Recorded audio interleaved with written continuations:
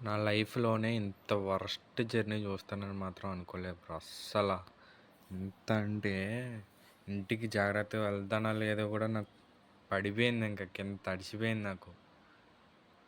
ఏంది అసల బస్సులు ప మ యాక్సిడెంట్స్ గురించి వినడమే గానీ ఫస్ట్ టైమ్ మొత్తం అయ్యింది. ఆ! నైటేమో బస్సు బ్రేక్ డౌన్ అయ్యింది. ఆ!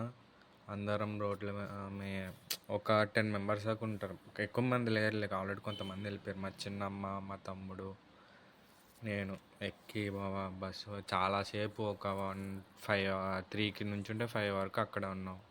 మళ్ళీ తర్వాత మార్నింగ్ ఏదో ఒకలాగా బస్ రిపేర్ చేసి స్టార్ట్ చేసిండు.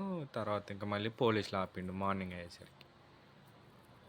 పోలీసోడు ఆపి పేపర్లు తీసుకురా, అయి తీసుకురా, ఇది తీసుకురా అని చెప్పి ఇక అమ్మ ప్రశాంతంగా ఊరెళ్ళి 10 డేస్ ఉందాం అనుకుంటే ఈ స్టార్టింగే ట్రబుల్ ఇచ్చాను.